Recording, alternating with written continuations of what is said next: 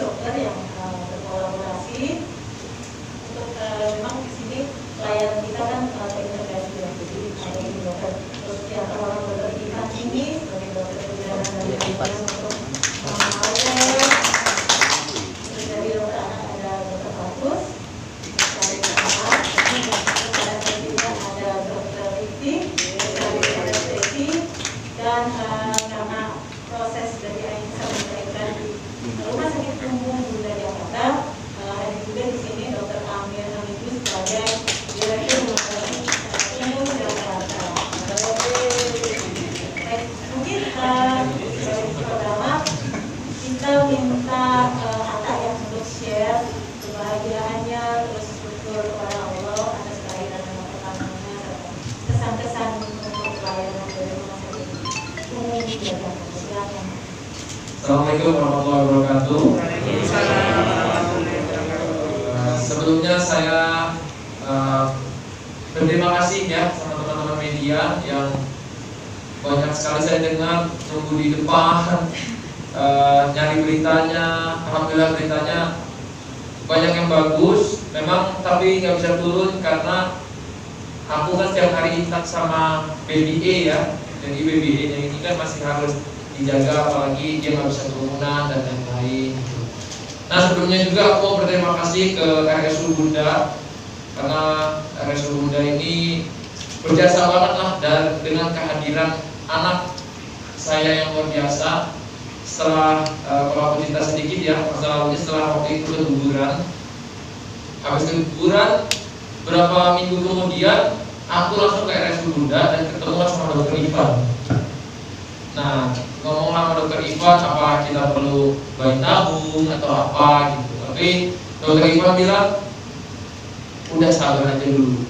Insya Allah kalau memang rezekinya nanti dikasih. Kita jangan langsung mikir baby tabung dulu gitu. Jadi ketika kita pulang, kita habis check up, kita udah tahu dulu itu kita ini ya dok ya, apa udah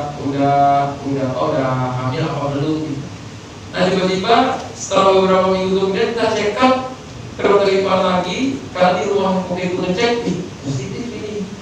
Apa benar? Kita langsung appointment lagi sama dokter Ivan dan setiap pelayanannya selalu ramah. Istri saya juga bersemangat hamilnya jadinya tanpa ada rasa melupakan kekecewaan, kesedihan yang sudah sudah membekas di hati kami.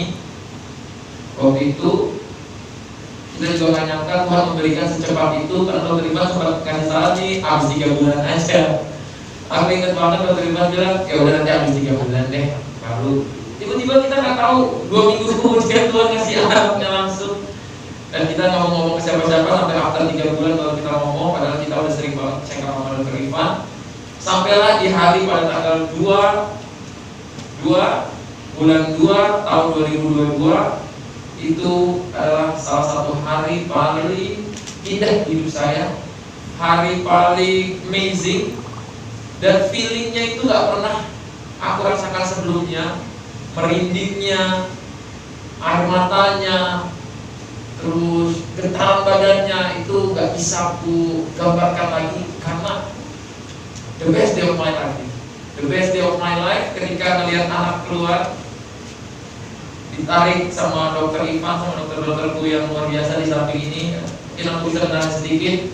Ini ada dokter Amir, kepala rumah sakit, dokter Markus, dokter Rifik, dan dokter Puspa juga yang selalu tektokan sama Loli dan aku. Dan one and only dokter Ivan di hari itu semuanya bekerja sama untuk melahirkan putri kami tercinta. Sampai akhirnya anaknya itu keluar, wah itu feelingnya luar biasa ya. Apalagi pas azanin itu kepala aku tuh kayak gak ada di mana ya, ini beneran ya aku punya anak itu terus gitu sampai bengongnya, diemnya, aduh. Ya Allah terima kasih banget pokoknya untuk Tuhan Yang Maha Esa. Terima kasih banget untuk semua keluarga yang support, yang hadir juga di rumah sakit memberikan support untuk Aurel. Pokoknya terima kasih juga buat teman-teman wartawan semua. Mungkin singkat ceritanya Kira-kira seperti itu. Terima kasih.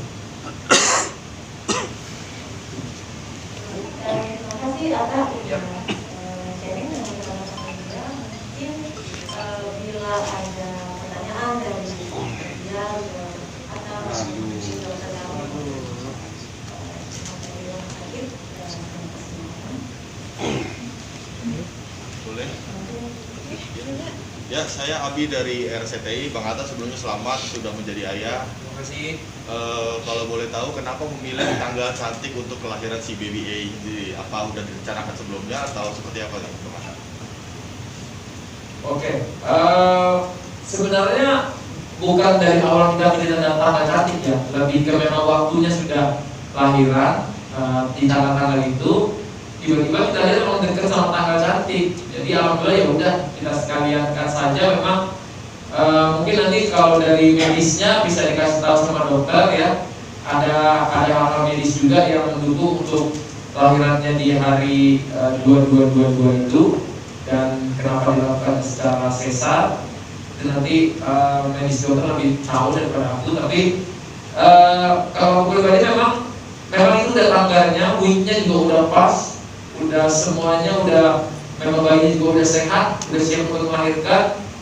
Jadi mungkin habis itu dokter Ivan yang bisa jawab itu. Silakan dok. Iya, jadi yang namanya pertama-tama selamat dulu untuk Bapak Atta. Terima kasih. Melalui tentunya ini merupakan kebahagiaan yang luar biasa. Dan kita memang selama kehamilan alhamdulillah atas teknologi belakang komik ya.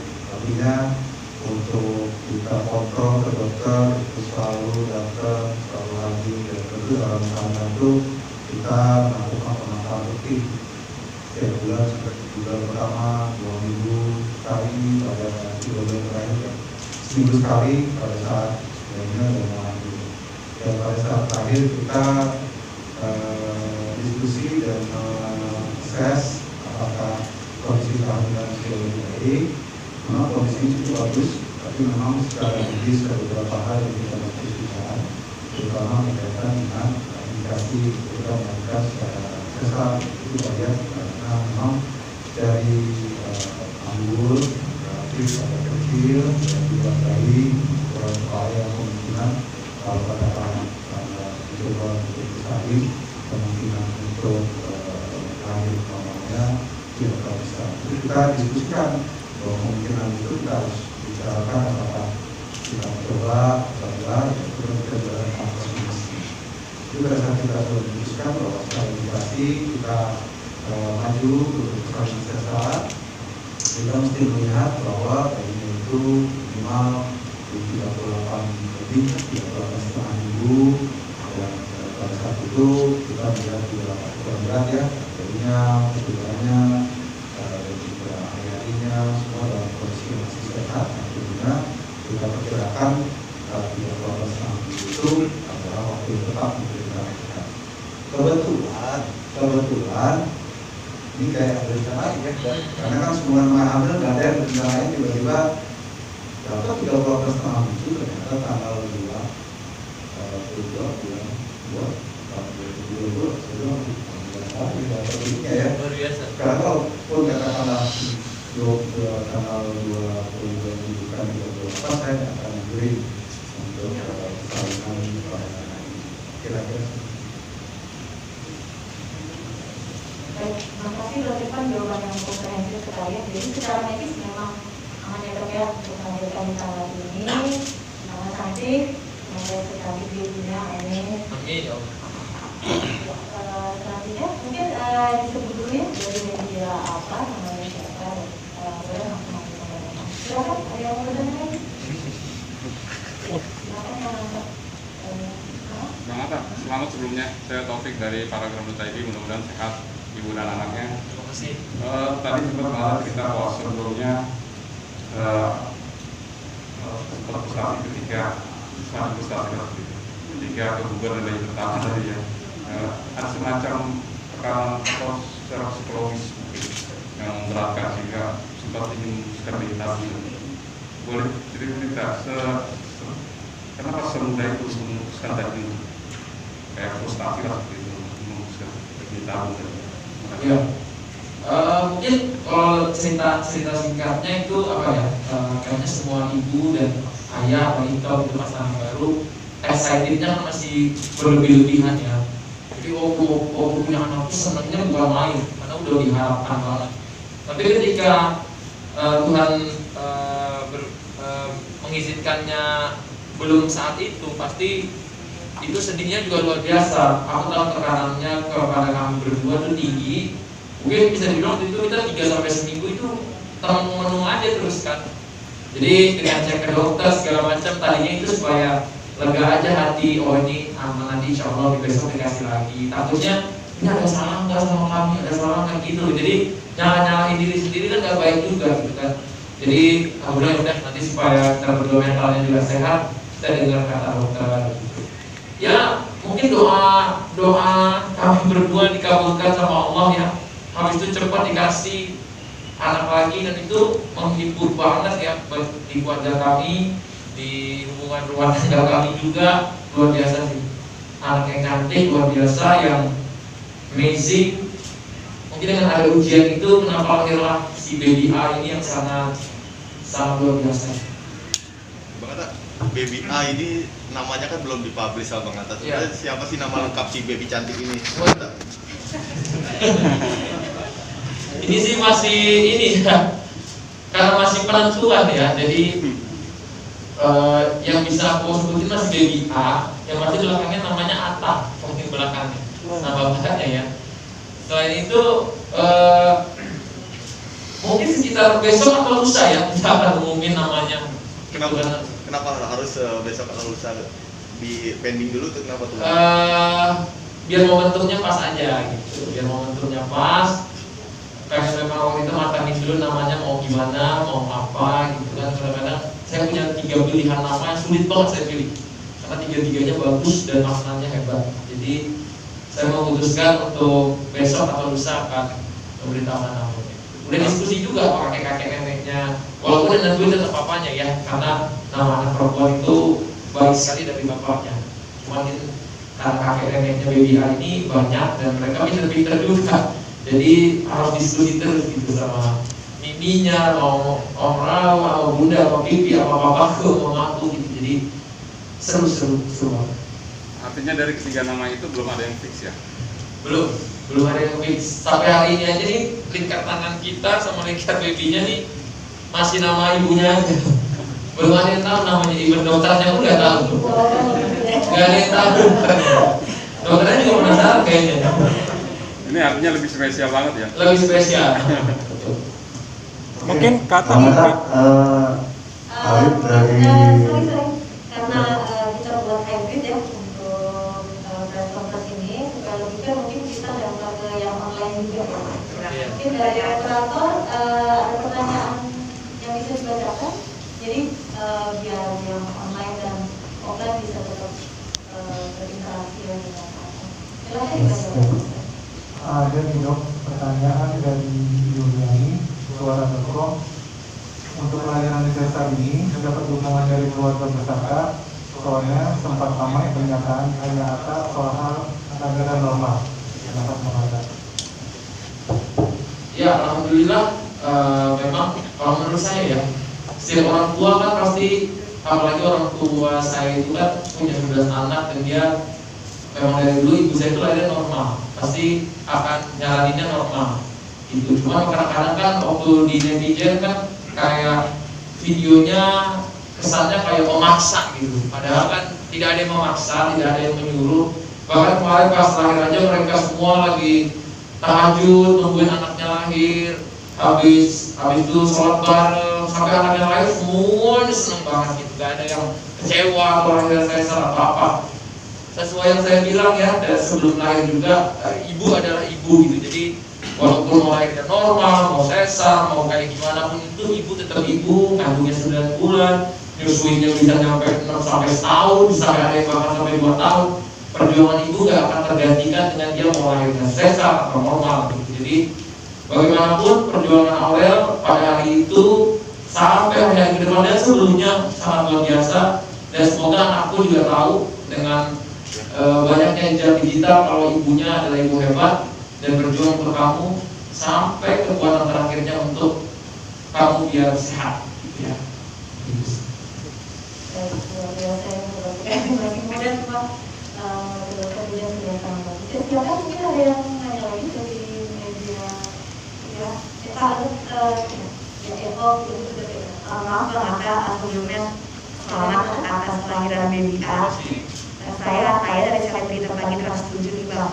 Apa sih Bang perbedaannya sebelum punya bayi sama sudah menjadi parent nih Bang? Apa yang berubah nih dari Bang Aka dan Kak Aura? Terima kasih. Yang pasti yang berubah adalah apa ya? Pola pikirnya kali ya. Pola pikir kami lebih dewasa. Dan kalau yang baru satu harian ini yang berubah adalah jam tidur ya. Karena sampai tadi malam aja kita masih ngeronda itu ya. Habis aku jam berapa ya, pagi itu aku udah gak kuat ketiduran aja. Sampai dia nangis aja aku udah gak bangun lagi.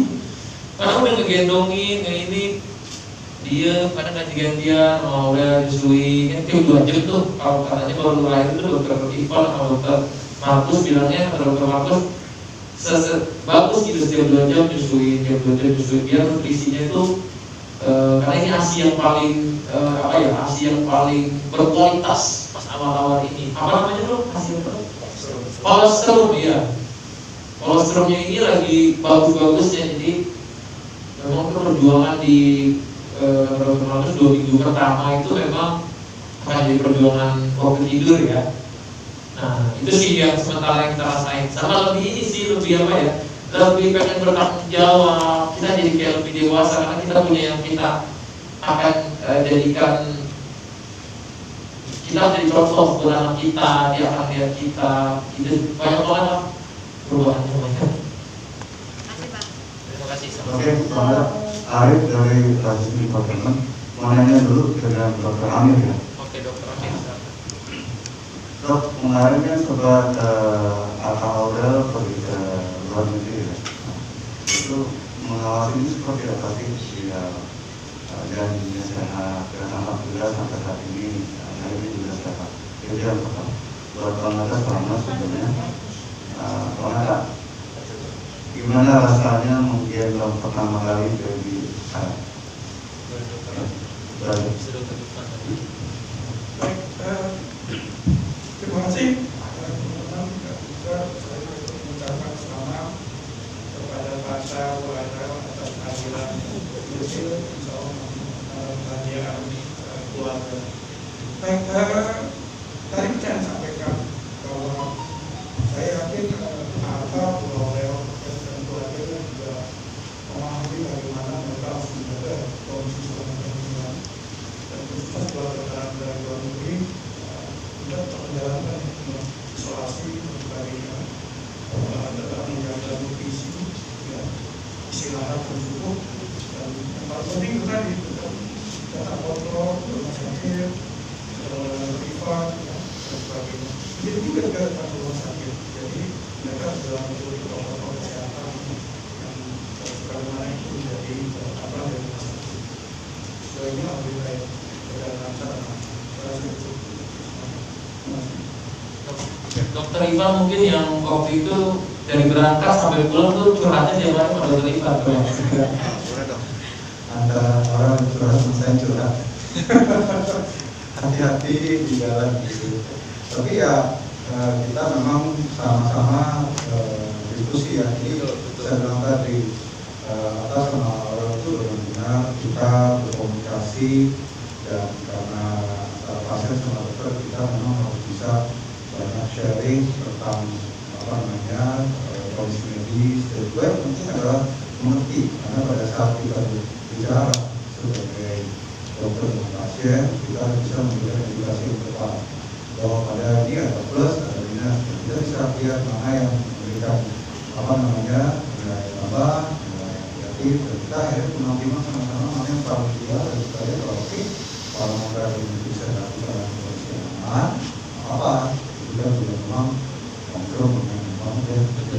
Tapi kalau kita bicara tentang ini memang ya, kita sangat melihat bahwa komitmen kita menjadi tahanan itu kita juga tadi beberapa sampaikan kelas ini bisa lagi kemudian juga karantina lagi itu udah bagian dari komitmen masyarakat dan kita juga minta terus ya apa ini gimana tanya ini seperti orang juga bagus kok ada itu ya kan juga apa namanya selalu perhatikan jelasan dari jadi alhamdulillah sih kaminya sama baru juga bukan sama model dan rakyat juga sangat apa ya sangat bisa kok dan kita masih kami mungkin bisa di highlight ya bahwa kita kan